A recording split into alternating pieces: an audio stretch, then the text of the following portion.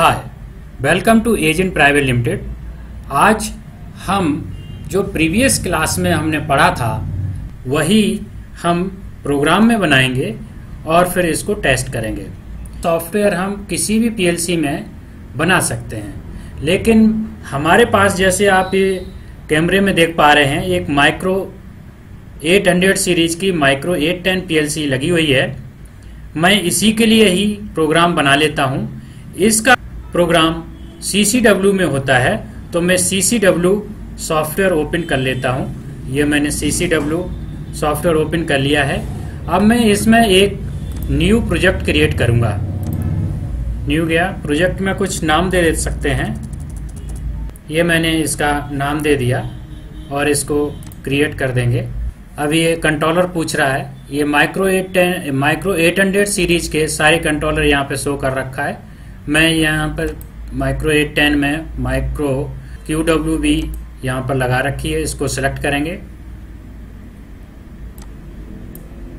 और एक बार सेलेक्ट करके इसको ऐड टू प्रोजेक्ट करेंगे। अभी ये माइक्रो 810 PLC प्रोजेक्ट के अंदर ऐड हो रही है। अभी ये माइक्रो 810 PLC प्रोजेक्ट के अंदर ऐड हो चुकी है। अभी हम एक न्यू प्रोग्राम बनाएंगे।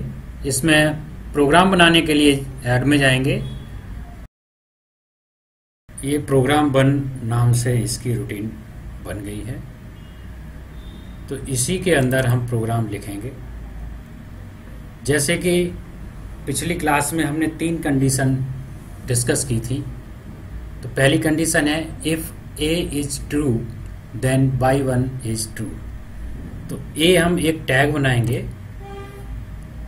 तो इसके लिए हम एक एनो कॉन्टैक्ट लेंगे। ये एनो कॉन्टैक्ट है, इसको मैंने यहाँ पर ले लिया।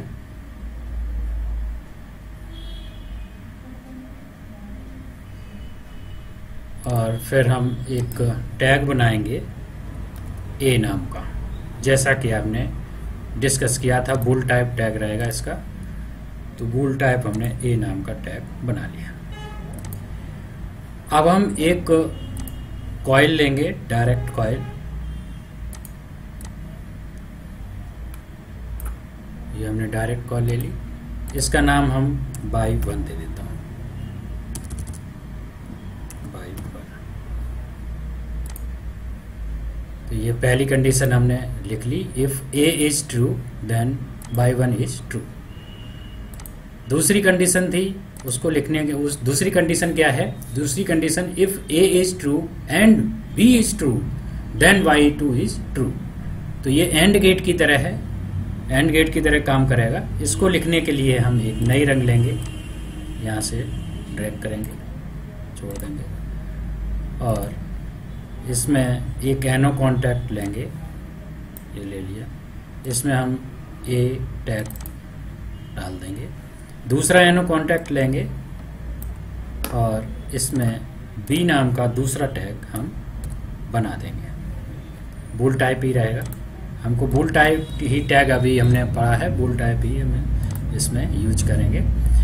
और उसके बाद इसका आउटपुट ले लेते हैं डायरेक्ट कॉइल से। ये Y2 हो जाएगा। मैं इसको Y2 बना देता हूँ। ये बूल टाइप रहेगा। ये Y2 बन गया। अब तीसरी कंडीशन थी इफ A इज ट्रू और B is true then Y3 is true. यानी कि कोई भी एक टैग भी ट्रू रहेगा तो भी आउटपुट जनरेट हो जाएगा। उसके लिए क्या करेंगे? हम एक रंग लेंगे, रंग ले ली। उसके बाद एक डायरेक्ट कॉइल लेंगे। ये हमारा टैग A रहेगा, इसको सेलेक्ट कर लेंगे। ये आ गया। उसके बाद हम एक ब्रांच लेंगे। ब्रांच को लगाने के लिए हम पहले इसको सेलेक्ट करेंगे।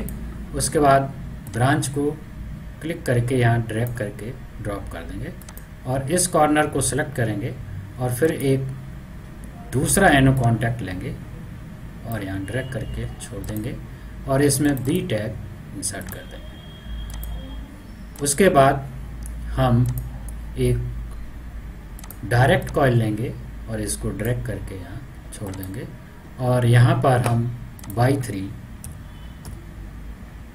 बूल टाइप एक आउटपुट टैग बना देंगे। तो ये जो हमने लॉजिक लिखा है ये प्रीवियस क्लास में हमने डिस्कस किया था बोर्ड पर, वही लॉजिक हमने लिख लिया है माइक्रो 810 पीएलसी के लिए। जैसे कि आप ये देख पा रहे हैं माइक्रो 810 है, और ये कैमरा में आप देख पा रहे हैं ये माइक्रो 810 पीएलसी लगी हुई है ऑलरेडी। अब इसमें हमने एक टॉगल स्विच है और 3 येलो पुश बटन है, एक ब्लू पुश बटन है। तो इस तरह की ये 0 से 0 1 2 3 4 ऐसे DI हमने ऑलरेडी इसकी वायरिंग कर रखी है। ऐसे DO में DO 0 1 2 3 यानी कि 0 से 3 तक की वायरिंग हमने ऑलरेडी कर रखी है। तो इसको टेस्ट करने के लिए हम इस बटन को, हम पुश बटन को A मानेंगे, इसको B मानेंगे। तो ये अगर 0 से स्टार्ट करते हैं तो ये 0 और 1 2 यानी कि पुश बटन A हमारी 1 हो जाएगी और पुश बटन B हमारी 2 हो जाएगी। तो इसकी मैपिंग कैसे करेंगे?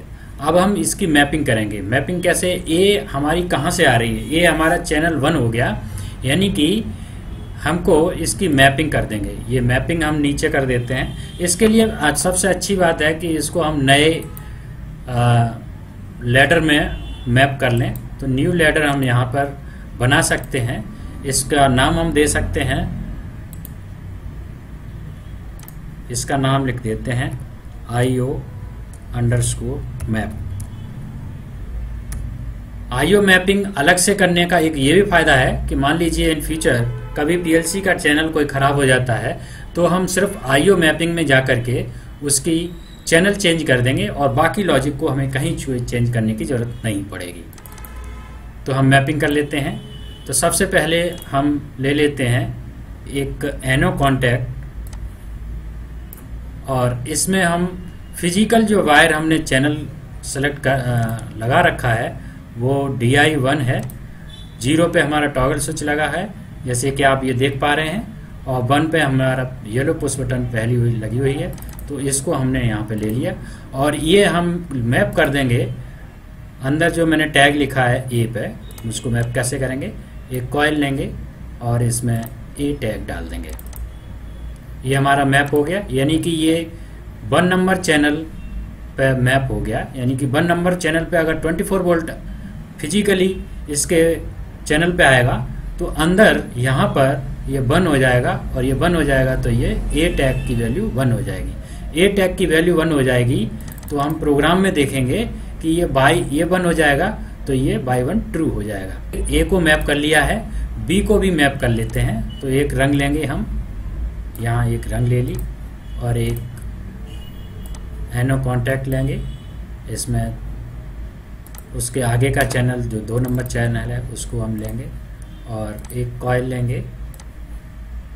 कॉइल पे हम B नंबर का चैनल का जो B नंबर टैग है उसको मैप करा देंगे। अब हमारे A और B ये पुश बटन पे, ये पुश बटन का चैनल का नाम है, ये DI1 है, ये DI2 है।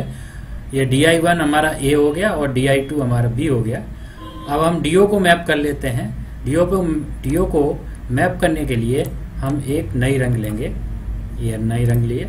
अब इसमें हम एक कॉन्टैक्ट लेंगे। इसमें हम जो हमारा आउटपुट का एड्रेस है बाई 1 उसको किसके साथ लिंक करना है? आउटपुट 0 के साथ। तो इसमें हम एक कॉइल लेंगे और इसका फिजिकल एड्रेस हम यहाँ पर दे देंगे आउटपुट 0। यानी कि जो ये बाई 1 जो कैलकुलेट होकर के हमारे एज पर लॉजिक बन रहा था, ये यहाँ पर बन रहा था, उसको हमने मैप करा दिया फिजिकल एड्रेस, फिजिकल DO पे। यानी कि ये आपका ग्रीन लैंप 0 हो गया, 0 नंबर का ग्रीन लैंप हो गया, उसके साथ मैप हो गया। यानी कि जैसे ही बाई 1 ट्रू होगा ये फिजिकल बाई 2 भी ट्रू हो जाएगा। अब हमने ये पहली कंडीशन मैप होगी, दूसरी में हमने ये A और B मैप करा लिया। बाई 2 को हम दूसरे ग्रीन लैंप से मैप करा लेते हैं। तो इसके लिए क्या करेंगे, हम एक और रंग लेंगे और इस पे हम एक एनो कॉन्टैक्ट लेंगे और यहाँ पर हम बाई 2 सेलेक्ट कर देंगे और एक कॉइल लेंगे और इस पे DO का अगला चैनल कॉन्फ़िगर कर देंगे। अब बाई 1 बाई 2 दो लैंप हो गए, ये लैंप है, ये एक दूसरा लैंप है। अब एक तीसरा लैंप भी ले लेते हैं बाई 3। बाई 3 को करने के लिए हमको एक अलग से एक और रंग ले लेते हैं। इस रंग पे हम एक कॉन्टैक्ट लेते हैं, इसमें बाई 3 का एड्रेस डाल देते हैं और इसका चैनल सेलेक्ट कर देते हैं। चैनल अंदर से डाल देते हैं, इसका चैनल हो जाएगा 012 नंबर। यानी कि अब हमने इसकी मैपिंग कर रखी है कि जो पुश बटन, जो येलो पुश बटन ये वाली है जो देख पा रहे हैं, येलो पुश बटन ये DI1 पर लगी हुई है, ये हमारी A बन गई, यानी कि A पुश बटन बन गई। और ये जो दूसरी पुश बटन है येलो, वो B बन गया। और आउटपुट में अगर आप देखेंगे तो ये Y1 जो है वो ये वाला लैंप बन गया जो DO0 है।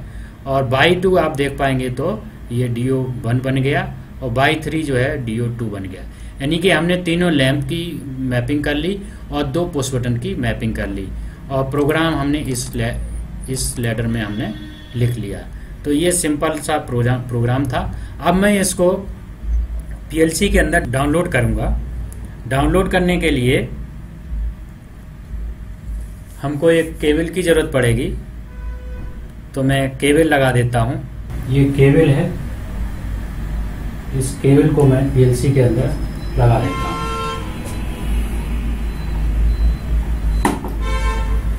और ये जो दूसरा पोर्ट है, दूसरा एंड है, इसको मैं अपने लैपटॉप में कनेक्ट कर लेता हूं। अब हम इसको देख लेते हैं, एक बार RS लिंक्स खोलेंगे। RS लिंक्स का काम है कि ये लैपटॉप को हमारे PLC के साथ कम्युनिकेट कर देता है। तो एक बार मैं ये देखूंगा कि इसमें ये कम्युनिकेशन इसने PLC शो कर दी कि नहीं। एक बार PLC शो हो जाएगी, उसके बाद हम इसको डाउनलोड कर सकते हैं।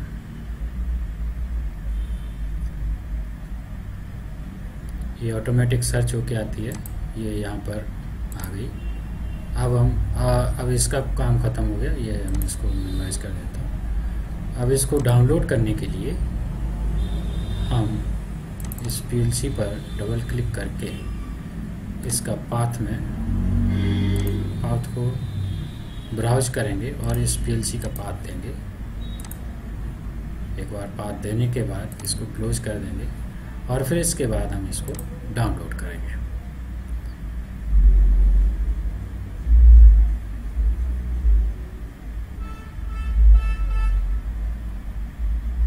प्रोग्राम डाउनलोड हो रहा है, अभी ये डाउनलोड हो चुका है।